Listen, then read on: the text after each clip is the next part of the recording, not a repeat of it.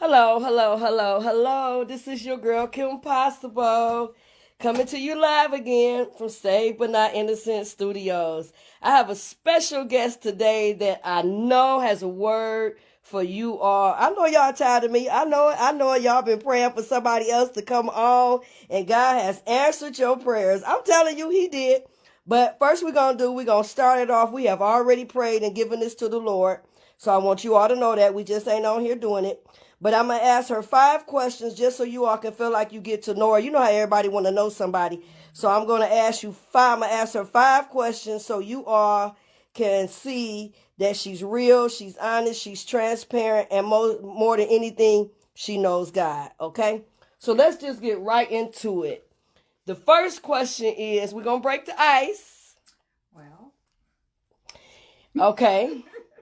Now, I see you all sharp and all, but just tell me, when do you feel like you dressing the best? In the winter, the summer, the spring, or the fall?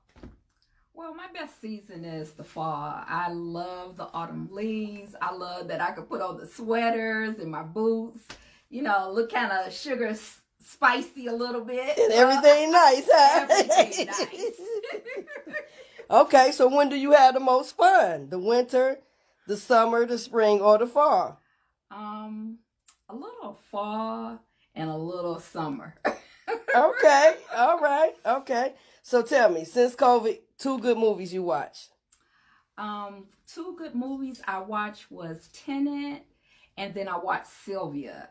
Oh my God, I found that on Prime, and I mean it was like the best movie.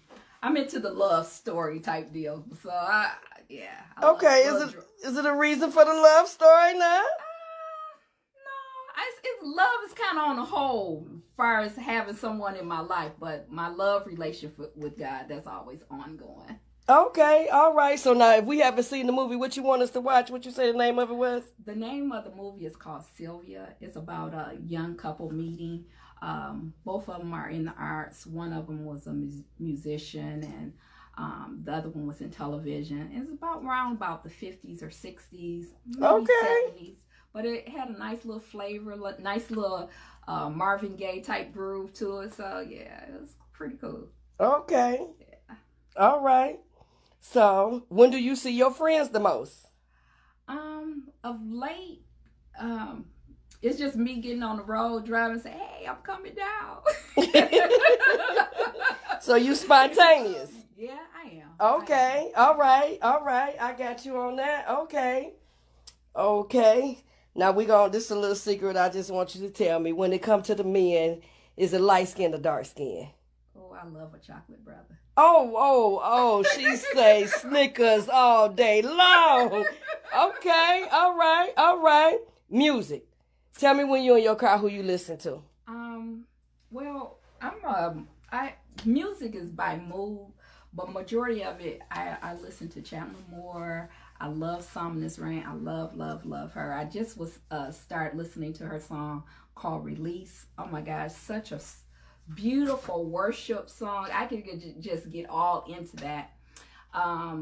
Dante Bowe, I love him. I love jazz, so I like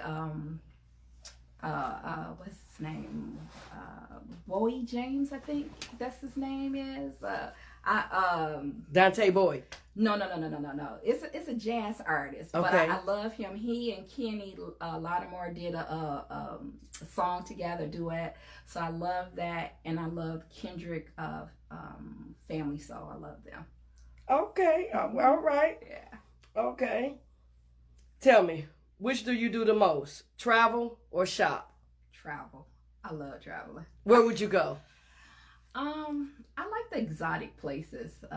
Greece, I've been there. Italy, I want to go back to Italy because it was just a port at that particular time. But I would love to go back to Italy. I love Hawaii. You didn't say down the street. No, I'm talking about just straight. You got to get on the plane.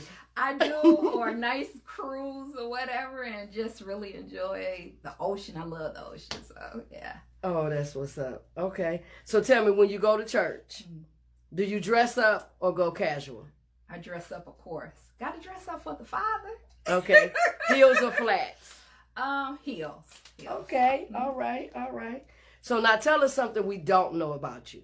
Well, I'm going to start with my name. We didn't introduce myself. My name is Giselle.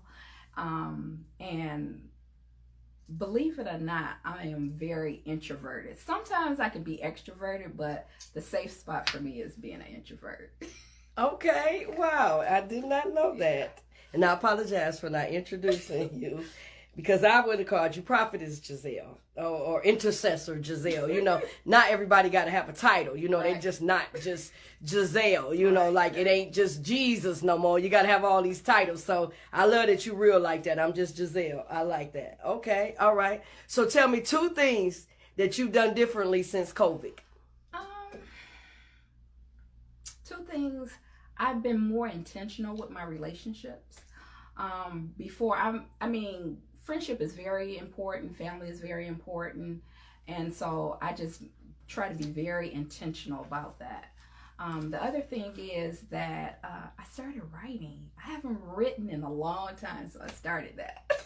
Okay. Yeah. Okay. Yeah. All right. Yeah.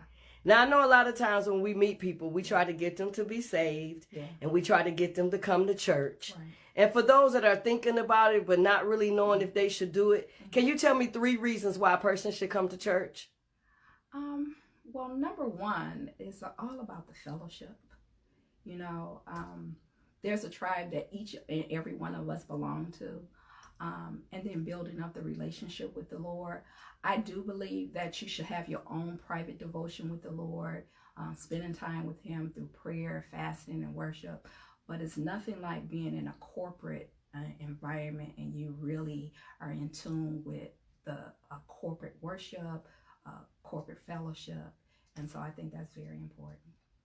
Okay. But what if I was brought up in my family and I was another religion? Mm-hmm. And I don't really believe that it's about church, or, you know, I just been told wrong. You know, I was told that Jesus is just a prophet. He's not really the Son of God. He wasn't really born from a virgin. What would you say for those people that believe like that?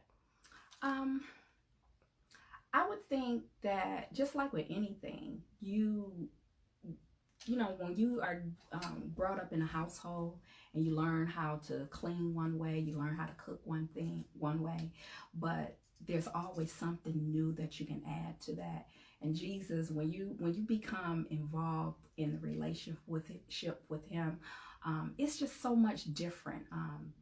Learning the Word, having that intimacy, learning who the essence of God is so important.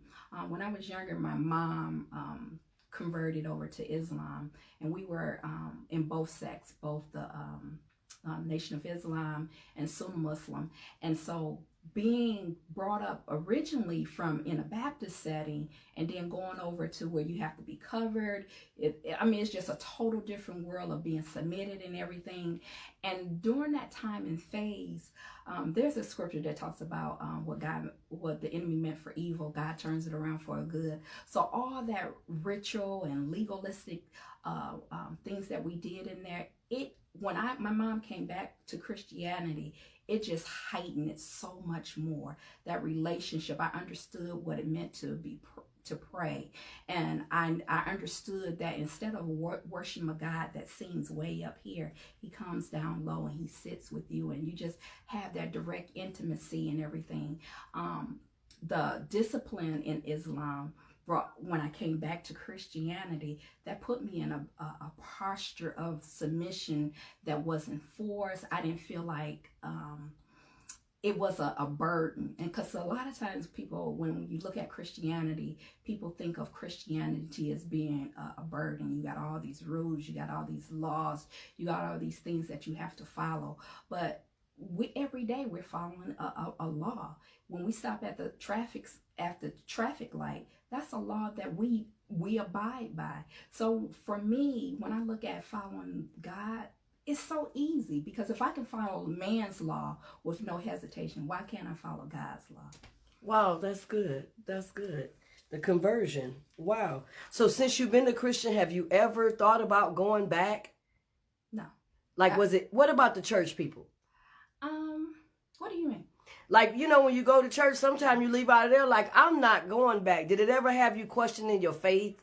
No, because even though a lot of times, like when I mentioned about the fellowship is important, but it's my relationship with God that's important. It's like, because when I look at him as my spiritual father, and there's nothing that I want to do to displease him. And so when he say, don't forsake the assembly of fellowship, I mean, it's the honor to follow that.